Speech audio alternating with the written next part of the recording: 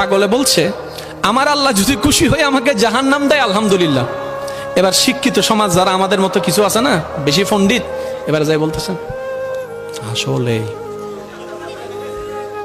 সবাই চাই জান্নাতে যাইতে, এই পাগলে চাই জাহান্নামে যাইতে। কত বড় গাদা! পাগলে মুস্কি হেসে বলে যায়, হ্যাঁ ঠিকই বলছেন, আপনাদের মতো সুস্থ আমি হতে চাই না, এই পাগলেই থাকতে চাই।